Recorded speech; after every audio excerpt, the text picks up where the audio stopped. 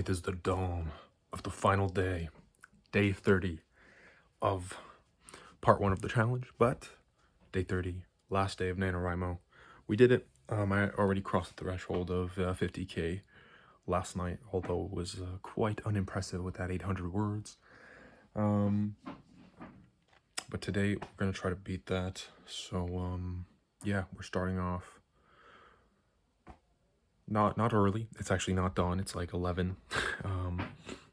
But yeah, woke up late, had some breakfast, some coffee, and just chilled a little bit. So now we're gonna get to work, and yeah, once I'm done, I'm probably gonna head back home. But we might have to finish Star Wars. We're watching Attack of the Clones right now, so yeah, I'll see you in a minute, and I'll show you what we're working with, and then we'll finish what we can. There we are. Let's try to get to maybe like 2K. At least cross the threshold of 1600, that is. So yeah, we'll get a couple of pages done. We're closing in on 600 pages in the format. So yeah, we got under 50k to finish the story. So we might not even need to get to 50k in terms of the second part of the challenge in December.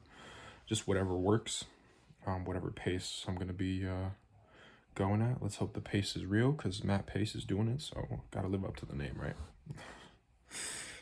Yeah, but anyway, we're closing in on a million characters. We're getting there. I'll see you in a minute. We did it. We are the champions.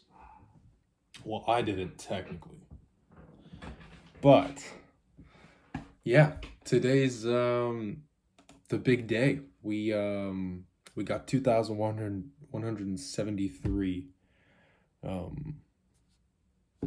words today, so we're officially at 205k plus almost 500 words on top of that. So that's really nice. We did the challenge, guys. We did it. I did it. I've only done like a really high month like this only once before. This was last December. But that combined with like some of January, I got like 70k words done, because I was writing on average either about like almost 2,000 words a day. I don't know how. I was running off of pretty much nothing, but I had a lot more consistency rather than just motivation to do that. And I wrote that short story collection pretty quickly as well, and I was averaging pretty high then. So yeah, I mean, it's just another one of those rare months that I've achieved, but I'd like to keep it going. I'll show you the word count for today, so you see, and I'm not cheating. There we have it. That's it for today. Poetically, I also got to chapter 30, just finished chapter 29. And in total, if you want to know just how many words I got for all of November, I started, if you remove my first day of work, I started at 153,240 words. That's where I started. And now I ended today on 205,492, and altogether that equals 52,252 words. A very nice number. Only 5s and 2s. So yeah, like chapter, I think I started with either chapter 22 or 21.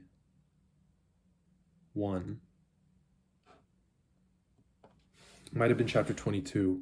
So I wrote 8 chapters in a month, which they're thick, brother. Now some are shorter than others, but in these last few ones were definitely a little shorter. But still, that's just my style. Chapter length doesn't matter that much, as long as you're doing your job. And it's just mostly the word count that matters for the challenge. For the challenge. Yeah. yeah, so we're up. We're up. That's actually, let me see how many pages approximately that is. So that's goddamn nearly, oh, not nearly. That's probably 160 pages. Yeah. So that's what it is. And I want to talk about the five main, kind of like a top five list, essentially, of the top five things I learned from the challenge. Um, and the first one, number one, is consistency. No matter what kind of day you're having, will always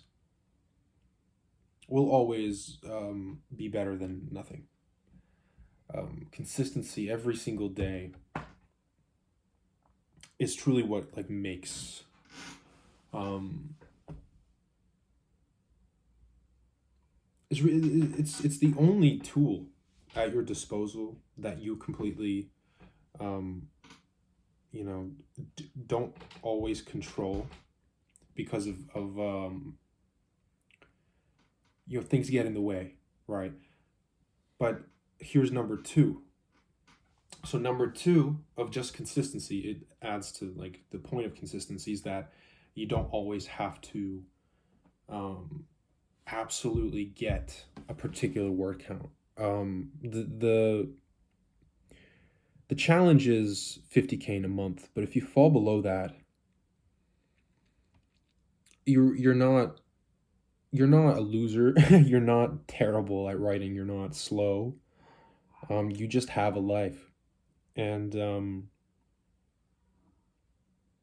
yeah, just whatever word count you achieve per day, per month, or per week, whatever, is just what you achieve. At least you achieved something rather than nothing. At least you wrote rather than didn't. So for sure, that's a huge big one. Huge big one. Yeah, I gotta do a double positive, right? But yeah, so whatever word count you have, it's just yeah, don't quit. So number three is don't quit, no matter what, word count you get. Never give up on the challenge, because it's not necessarily the challenge, the word count of the challenge that is important. It's simply writing that's important, right? I don't think the point of the challenge was never to strictly get to 50K. That was never the point. The point is to get you writing, to inspire you, to see other people write, see other people succeed, see other people fail, and see what worked for them, what didn't work for them, what why are they where they are, what got them here. And it's mostly just inspiration. So don't give up, because it's not about inspiration. That's just to fuel you to start, but discipline is what gets you there, right? Discipline is what gets you there. And point number four on discipline is deadlines matter. Deadlines are great. Daily deadlines of a minimum, right? My absolute minimum was 1,000, which I failed once, and that was yesterday, because I was completely gassed out, and it was close to the challenge. So, and it was getting late, so all those things mixed together, and I was like, 876, I think it was. Felt pretty bad. It felt pretty bad. I honestly wasn't happy with it, but I knew today I had to have to pull through, and I was worried I wouldn't. I was stuck at about 500 words today. But then I got home. As you can see, the location changed. I didn't mention that, but I got home and inspiration just struck out of nowhere. And that happens a lot, right? If you don't even think about writing, then you sit down and you're like, oh, I see this differently. So set a deadline for yourself, set a minimum for yourself. Don't let the minimum be 1,600. That was my minimum for a while, but then I fell under it in the first few days, and I was like, oh, ooh, right? that's, you know, it's understandable that you might feel upset at falling under it. Um, but don't set a high minimum where you know that you struggle to get there on a daily basis or in general. Me, for example, I don't necessarily struggle to get to 1600, but there are days that you make it harder than others. That's why I set my general minimum at 1600 and my absolute minimum at 1000, which thankfully I only fell under once. And you're allowed to fall under your absolute minimum, a little. Um, and so, like, especially if you're starting out or if you're extremely busy, if you're the kind of person with a schedule that barely fits writing and you're still passionate about it, and you want to add it a little bit, make your minimum absolute minimum of like 250, like a page. Your like a standard 1 inch margin page to make it more fair for you. My kind of page would entail like 350 words mostly, so it's a little harder to get sometimes. But again, so like 250, maybe 500. Maybe you can do 500. That's a pretty decent minimum, I would set. And give your like general minimum at 1,000, because 1,000 of a pace, like in 30 days, that's 30,000. That's if you're writing a 50,000, 60,000 word book, you're like pretty much halfway there, over halfway there. So yeah, you're winning with deadlines. And the thing is, deadlines spark creativity. When there's an urgency to write, it makes you think of efficiency. Makes you think of efficiency. You have to make decisions, right? You can't just ponder. It's like, oh, the blank page is something that so many people are afraid of, and they just ponder over this blank page. Like, it's not gonna kiss you. It's not gonna kiss you. You have to kiss it. So just goddamn press your lips on it and just make something happen, right? Just think, right? Thinking of stories on the fly is one of the best things you can do, because, geez, it's just like you think it'll be imperfect until you write it down. Now, you might be one of those people who's more self-critical than the average person, and that makes it even harder for you to just accept anything you've written. But just stop looking at it. Just it's not gonna hurt you. It's not real. In reality, it's not even real. Just let it be, right? Come back to it when you're ready. And my final point number 5, is make yourself accountable with videos like this. I think this helped me a lot to make daily videos, which I will continue to do. I'm still on the challenge, so tomorrow will not be day 1 again, it'll be day 31, and so on. But I also posted on my Instagram, on just my story. I posted my daily word count there, just so that people that actually know me, versus just like these videos were just like random to the internet. They were more personal. My writer friends are on there, my old friends from high school, and just people I knew from high school, family members, everyone. They checked on me daily. They were like, I'm not saying they were invested, but I'm just saying they were curious to see. And that makes you think. You're like, oh, I want to fail these people, even though like it's not necessarily that they even care that much or it's that deep. It's just that, like, you made the effort to show them your first few days. Now you need to keep doing this in order to keep up with yourself, to prove that you are a writer, for example. Like, you live up to what you say you are. And so that does help you internalize the identity, because having the identity of being a writer helps you advance your work to some capacity. And these little steps, these daily steps, showing your wins, your pitfalls. I showed every single day. I did not lie. Yesterday I posted that 800 words, and I was like, pathetic. But it's not pathetic. There's some people who really struggle to get 800 words. So I should be happy with what I have. I showed my really good days. Like, my top day was like 3,300 words. I don't think I reached 3,000 words any other day. But it's all there. It's all there for people to see. So now it's on that highlight or whatever, and people could see my whole journey every single day. And that, I think, might even, if anyone else wants to feel inspired or feel motivated to write, see, and see this kid I know, this person I know is able to do it every single day, day after day. I think that I think that's a good thing in general. It makes it more realistic of a goal. And I wasn't really breaking any record numbers. I was just being consistent every day, just showing up, right? Like showing up is half the battle. I wouldn't say it's 90% of the work. That's bullshit. But it's half the battle of effort. Um, like, it's weird. Our brains are just meant to choose the easiest path, even though we have passions. We love doing certain things. It just makes us stop ourselves. Unless it's like a bad habit. For some reason, we love just showing up for bad habits without even thinking. But if it's a good habit you love, all of a sudden, Jesus, it's so fucking hard.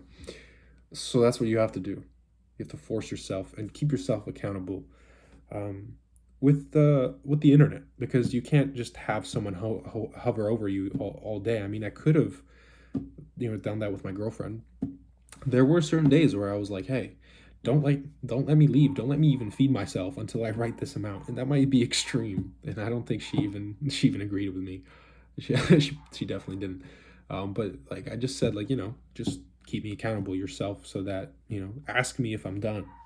Ask me if I got to the word count. Make me prove it to you, so that I could do whatever activity or waste of time I want to do. So those were on the particular days that I was like really driven.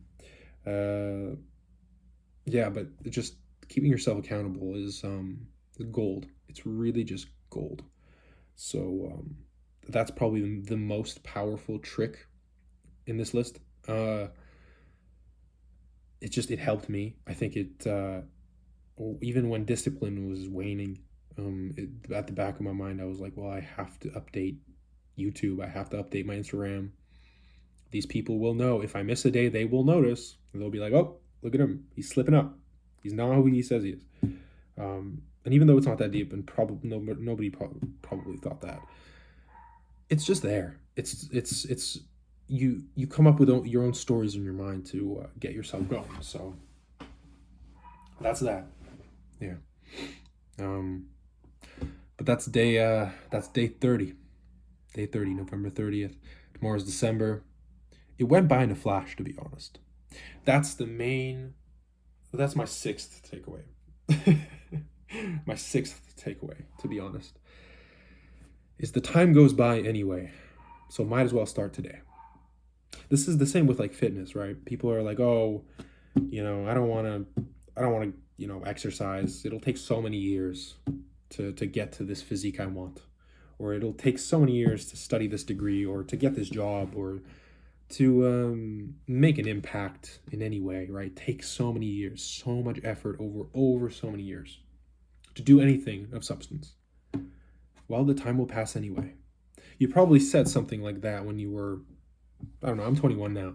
When I was 15, let's say I said some shit like, oh, in 6 years, 6 years is going to be so much to like write a book. It's just so long to really get anywhere, or like to exercise often. But I'm here now, right? I don't have a crazy ripped physique. I didn't put in that kind of work like that, like, daily exercise for 6 years. But I'm doing now for a few months. The same way I've been writing now for 5 years consistently, and it shows in my progress, from 2019, from October 2019, when I started my first book. I've written 4 books, almost now 4 books, right? That time has passed anyway.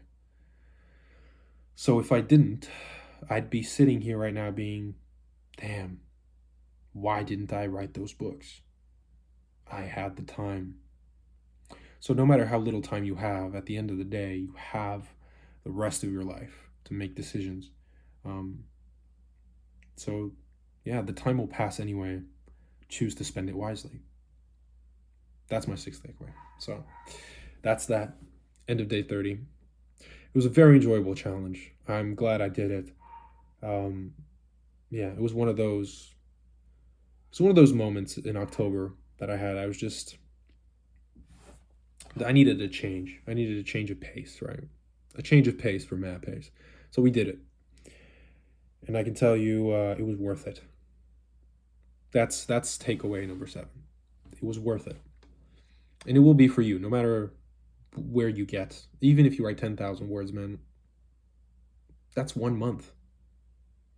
There are 12 months. That is 120,000 words if you write 10,000. Like, it's a crazy amount. Just do it. Just fucking do it. Nike was right. Just do it.